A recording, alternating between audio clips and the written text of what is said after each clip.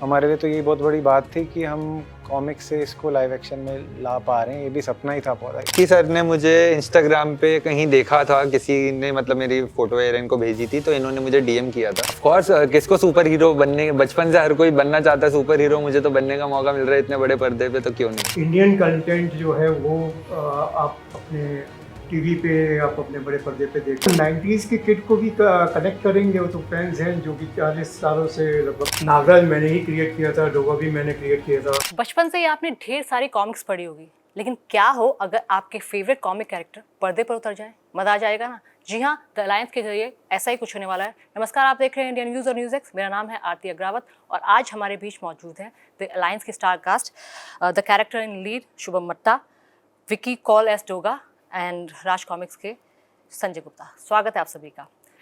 सबसे पहले मैं शुभम आपसे जानना चाहूँगी कि ये कॉमिक कैरेक्टर प्ले करना कितना अलग था? क्या सुपर हीरो वाली फीलिंग आई? और आपने तो अच्छा खासा कॉस्ट्यूम भी कैरी किया हुआ है। वो तो आपको देख के ही, मतलब दूसरे लोगों को मुझे देख के फील आ रहा होगा कि एक हमें तो फील आ रहा है। हम लोग तो मैं तो कम से कम 90s में चली गई हूँ, बीइंग अ 90 किड। आपको कैसा लगा? ये पहन के एक रिस्पॉन्सिबिलिटी फील हो रही है, क्योंकि जो ध्रुव का एक कैरेक्टर है वो बहुत ही सेंसिबल इंसान है, बहुत सुलझा हुआ इंसान है, आदर्शवादी है, आदर्शवादी है। तो बहुत ही अच्छा, मतलब वैसा कैरेक्टर है। तो अपनी तरफ से मैंने पूरी कोशिश की है कि मैं उस कैरेक्टर में जितना ज़्यादा जा सकूं, और बाकी संजय सर और विक्की सर ने मदद की है उस कैरेक्टर को समझने में। नॉर्मल कैरेक्टर से कॉमिक कैरेक्टर कितना अलग आपको लगा? मेरा जो कैरेक्टर है, हाँ जी, वही मैं कह रहा हूँ, जो मेरा कैरेक्टर है वो रियल लाइफ के हिसाब से ही है। उसके पास कोई ऐसे सुपर नेचुरल पावर्स नहीं है। उसके पास सारी रियलिस्टिक पावर्स हैं। वो बेसिकली बचपन में सर्कस में उसके पेरेंट्स के साथ काम वाम करता था, तो एक्रोबैटिक्स करता था, तो वहां से उसने वो सारी चीजें सीखी हैं जो नेचुरल चीजें कोई भी इंसान सीख सकता है। तो इसके पास कोई भी ऐसी सुपर नेचुरल पावर नहीं है, सारी रियलिस्टिक पावर्स हैं। सर आपसे जानना चाहूँगी कि दशकों लग गए इसको पर्दे पर लाने के लिए, क्या थॉट प्रोसेस था आपका और कितना चैलेंजिंग अगर ये कोई नॉर्मल मूवी हो उससे? 86 में हमने राज कॉमिक्स शुरू करी थी और तभी हमने सोचा था कि हम हिंदुस्तान के पाठकों को, बच्चों को सुपर हीरो कॉन्सेप्ट लेके आएंगे। और ऑलमोस्ट 4 दशक होने को आए और इसका एक बहुत बड़ा विस्तृत ब्रह्मांड जो है अब तक बन चुका है। 100 से ऊपर सुपर हीरोज़ हैं, उसके साइड किक्स हैं और विलेंस हैं। तो एक बहुत बड़ा वास्ट यूनिवर्स है, बहुत बड़ी कहानियों की एक संग्रह है, जो कि कॉमिक्स से अब निकल के जब बड़े पर्दे पे और वेब सीरीज़ के जरिए आएंगे, नेचुरली मतलब तहलका मचा देंगे। पहली बार ऐसा होगा कि इंडियन कंटेंट जो है वो आप अपने टीवी पे, आप अपने बड़े पर्दे पे देखने को आपको मिलेगा। नॉर्मली ऐसा होता नहीं, क्योंकि इंटरनेशनल सुपर हीरो इतने हैं, हर कोई सोचता है कि उनको पर्दे पे उतारे, लेकिन एक इंडियन कॉमिक कैरेक्टर को पर्दे पे लाना, तो इसके लिए जाहिर तौर पे कुछ अलग ही आपकी सोच रही होगी, या फिर 90s किड को कनेक्ट करना चाहते हैं? हाँ, 90s के किड को भी कनेक्ट करेंगे। वो तो फैंस हैं जो कि 40 सालों से लगभग पढ़ रहे हैं कॉमिक्स, और वो उनका सपना है बहुत टाइम से कि भाई ये सुपर हीरोज़ हमारे पर्दे पे आएँ। उसके अलावा जो आज की जो यंग जनरेशन है, वो भी अपनी जो हिंदुस्तानी संस्कार हैं, जो कहानियाँ हैं, उनको पढ़ना चाहते हैं, देखना चाहते हैं।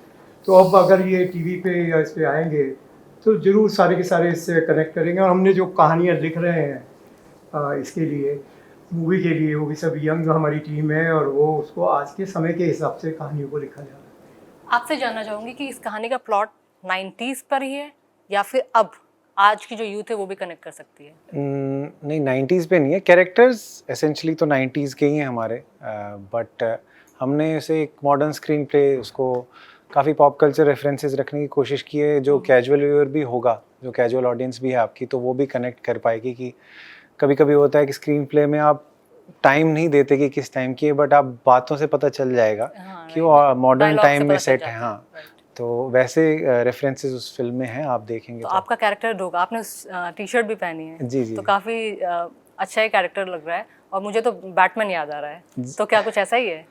नहीं, बैटमैन जैसा तो बिल्कुल नहीं है। नहीं, देखने में लुक वाइज वैसा लग रहा है। बहुत बैटमैन से बहुत ही ज़्यादा ब्रूटल है ये कैरेक्टर, बहुत ही। अगर आपको डोगा का थोड़ा बता दूं तो वो एक विजिलेंटी है, रात के अंधेरे में काम करता है। अच्छा। और उसका मोटो ये है कि वो समस्या को जड़ से उखाड़ देता है। तो बेसिकली वो सुपर हीरो है वो। सुपर हीरो, सुपर नेचुरल कोई पावर उसमें ऐसी है नहीं। वो एक क्या बोलो, कॉमन लोगों का जो एक गुस्सा होता है अंदर जो वो निकाल नहीं सकते नॉर्मली, तो वो ये कैरेक्टर मास्क पहन के निकालता है। अच्छा। और मैंने एक्चुअली डोगा का रोल काफ़ी कम देर के लिए इस फिल्म में किया। मैं एक्चुअली इस फिल्म का डायरेक्टर भी हूँ, अच्छा, तो मैंने कुछ ही जगहों पे किया। यही मोस्टली कारण है स्टंट, मैंने आपसे प्लॉट पूछा कहानी का। राइट। तो मोस्टली तो स्टंट जो टीम थी हमारी उनमें से ही उन्होंने प्ले किया था। कुछ सीन्स में जस्ट मैंने डोगा का किया। अच्छा, आप अपने कैरेक्टर के बारे में बताइए। मेरा कैरेक्टर तो मैंने आपको पहले ही बताया है कि काफ़ी थोड़ा डायलॉग। मतलब जो ध्रुव का कैरेक्टर है, जो हमने फिल्म में जो रखा है और जो नॉवल में भी स्टार्टिंग में अगर आप इनिशियल डेज के हिसाब से देखेंगे तो वो काफ़ी चुलबुला है, मस्तीबाजी करता रहता है और साथ में बहुत दिमाग वाला है। उसका दिमाग मतलब वो ज़्यादातर जैसे आपने बोला ना सुपर नेचुरल उसकी क्या है, मतलब वो उसका दिमाग है। मतलब उसके पास हर चीज़ का एक तोड़ है, मतलब कोई भी प्रॉब्लम होगी तो वो दिमाग से सॉल्व करता है। वो जैसे डोगा का पूरा ऑपोजिट है, डोगा वायलेंस करता है, वो वायलेंस बिल्कुल नहीं करता। वो मतलब दिमाग से सॉल्यूशन बहुत निकालने, शांत तरीके शांत से वैसे करके वो चीज़ों का सॉल्यूशन निकालता है। नागराज आपने पढ़ी है? तो मतलब तब के जो भी कैरेक्टर्स थे 90s के वो सब आपने पढ़े हैं?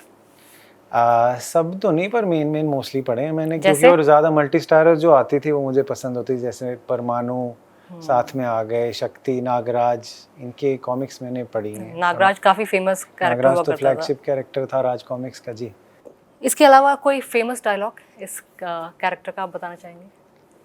फेमस, हाँ, जो होता है ना हुक, एक तो हुक स्टेप होता है, एक हुक डायलॉग जो हमेशा कमांडो ध्रुव बोलते हो। वो बेसिकली उसका क्या होता है, जब वो फर्स्ट टाइम डोगा से उसका इंट्रोडक्शन होता है तो उसको डोगा की मतलब पता है पर्सनालिटी कैसी है।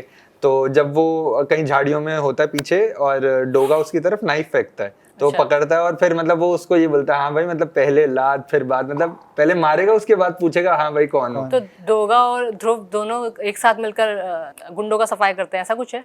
इसमें कर रहे हैं रखा है, बट वैसे वो अलग अलग ही काम करते हैं। ध्रुव एक छोटी सी जगह पे राजनगर की एक जगह है, वहाँ के लिए वो सारा काम करता है। तो जो मूवी में है वो फर्स्ट टाइम किसी बड़े मिशन पे गए।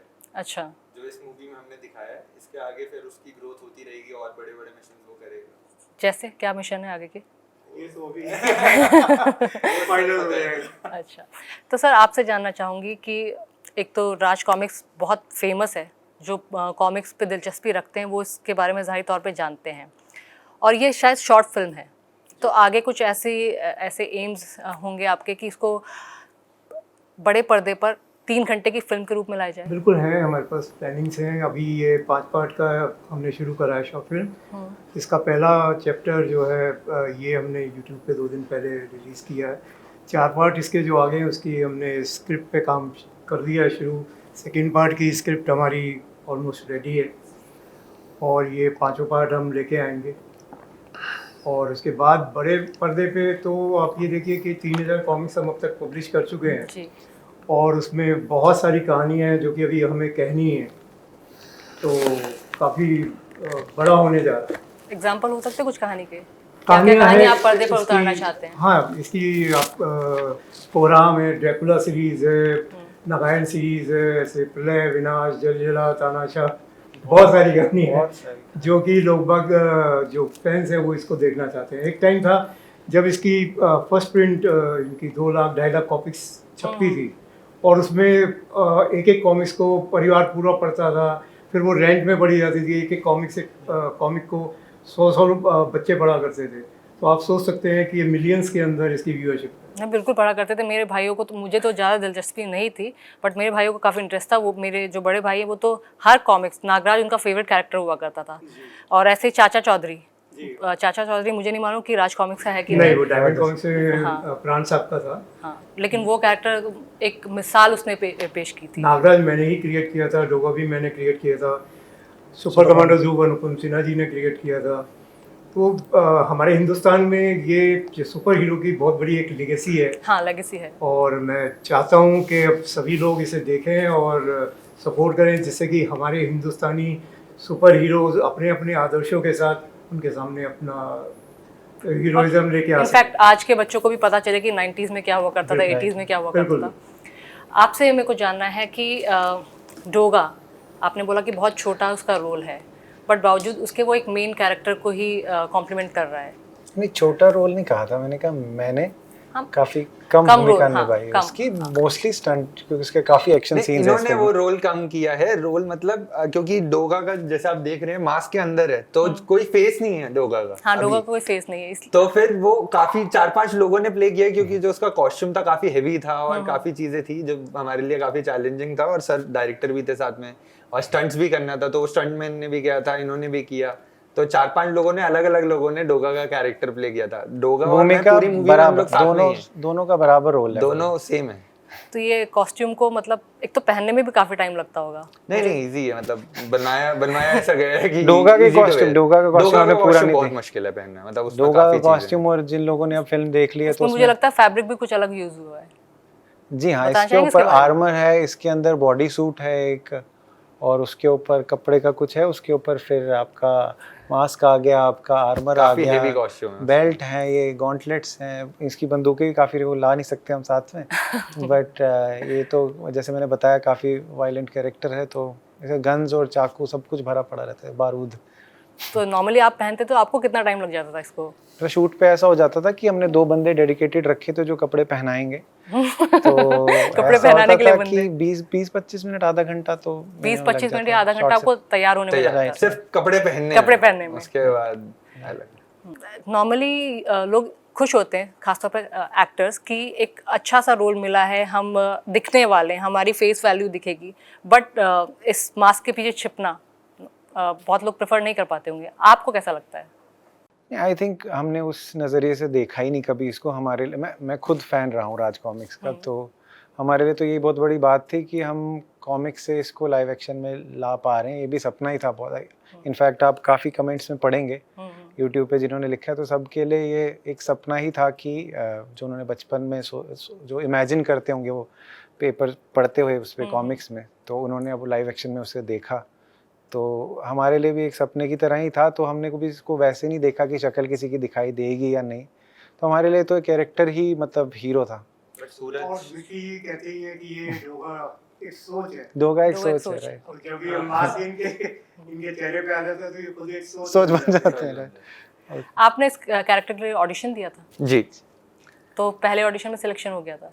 इसकी भी काफी लंबी कहानी है। कहानी जाहिर तौर पे हम जानना चाहेंगे, ऑडियंस जानना चाहेगी। तो बेसिकली विक्की सर ने मुझे इंस्टाग्राम पे कहीं देखा था, किसी ने मतलब मेरी फोटो एरन को भेजी थी, तो इन्होंने मुझे डीएम किया था, बट वो मैंने पता नहीं मेरे 100 मैसेजेस में चला गया इग्नोर था। किया मुझे। नहीं इग्नोर नहीं, किया। मतलब हम लोग कनेक्ट नहीं कर पाए सामने थे बोल तब। रहे इग्नोर किया। नहीं ऐसा नहीं, उनको पता है वो मजाक कर रहे हैं। तो मैं वो मैसेज रीड नहीं किया था, तो मैं इनको रिवर्ट नहीं करा। तो 3-4 महीने के बाद इन्होंने फिर कास्टिंग वालों को थोड़ा सा मतलब कि ऐसा ऐसा इनको लड़का चाहिए ये वो, तो उस कास्टिंग वाले ने सबसे पहली फोटो ही इनको मेरी भेजी थी। बाय चांस की बात है, वो एक डेस्टिनी जो कहते हैं होती है, तो वो यही थी। तो इन्होंने बोला कि मैंने उसको डीएम किया हुआ है, उसने अभी तक रिवर्ट नहीं किया, शायद वो इंटरेस्टेड नहीं है। तो फिर उसने कास्टिंग वाले ने मेरे से बात करी, मैंने कहा मैंने देखा नहीं ये वो, मतलब जो भी पूरी कॉम्प्लिकेशन ऐसे ऐसे हुई। तो फिर मैंने उनको ऑडिशन, मतलब इनसे मेरी बात हुई, इन्होंने मुझे कैरेक्टर ब्रीफ वॉइस नोट पे भेजा, मैंने सुना, अपनी स्क्रिप्ट याद करी, ऑडिशन उनको रिकॉर्ड करके भेजा। तो आपका भी इंटरेस्ट कॉमिक कैरेक्टर्स में है? ऑफ कोर्स, किसको सुपर हीरो बनने, बचपन से हर कोई बनना चाहता है सुपर हीरो। मुझे तो बनने का मौका मिल रहा है इतने बड़े पर्दे पे, तो क्यों नहीं। चलिए, बहुत मज़ा आया इस कास्ट से बात करने में। आई होप कि आपको भी मज़ा आए। हम मिलेंगे किसी और इंटरव्यू में, तब तक के लिए आप देख रहे हैं इंडियन न्यूज़ और न्यूज़ एक्स। नमस्कार।